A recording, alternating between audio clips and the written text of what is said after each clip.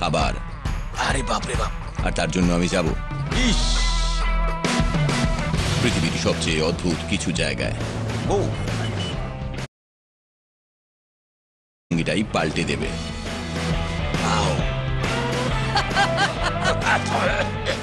ফুলের ঝাপটারে আমার মুখে লাগবে।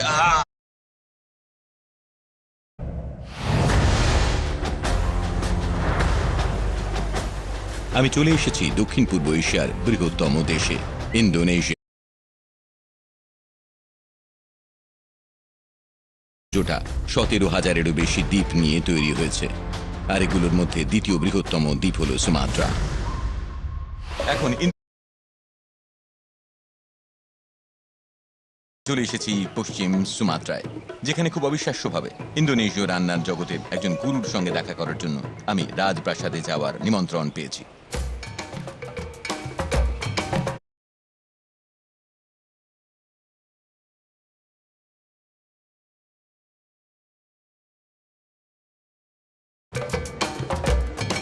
এখানকার বাজাম্বা অনুষ্ঠানে খাবার মাটিতে বসে খেতে হয়, যাতে সমাজের সব শ্রেণীর মানুষ একসঙ্গে খাবার ভাগাভাগি করে খেতে পারেন।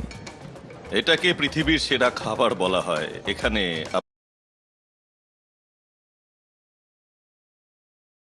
অনেক রকম মশলা থাকে। আচ্ছা, প্রায় 1000 বছর ধরে। হ্যাঁ, আমি গেছি। না না না, এক মিনিট, এটা মাত্র ডুরিয়ান, বাকি সমস্ত ডুরিয়ানের থেকে ভালো খেতে। মানে এগুলোর কোনো গন্ধ নেই? না, গন্ধ আছে, এটা আলাদা? কারণ এটাই তো ডুরিয়ানের বিশেষত্ব, কিন্তু এটা আলাদা। এটা আলাদা? হ্যাঁ, এটা আলাদা।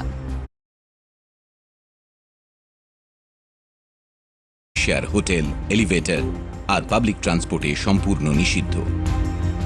ফলের রাজা।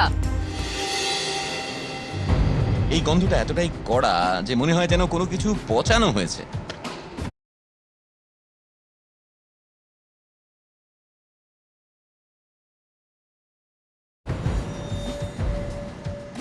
খেয়ে দেখুন প্লিজ, আমার জন্য। এটা মানুষের ব্রেনের মতো দেখতে।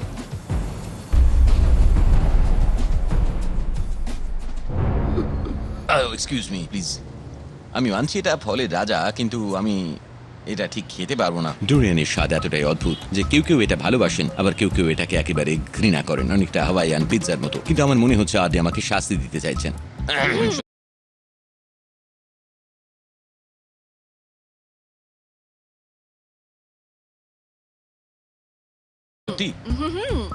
প্লিজ এইভাবে খাবেন না। না, এটা এখনো শেষ হয়নি। এটা পৃথিবীর শেষ ডুরিয়ান নয়। ভালো খারাপ দুরকম রাস্তার খাবার খাওয়ার পর আমরা আবার গাড়ি নিয়ে বেরিয়ে।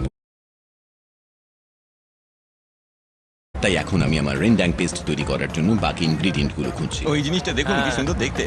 শেফ উইলিয়ামস এর বিরুদ্ধে লড়াই করার জন্য আমি একজন নবীন রেন্ডাং মাস্টারের সাহায্য নিচ্ছি, যার নাম কাটুজু। রেন্ডাং আসলে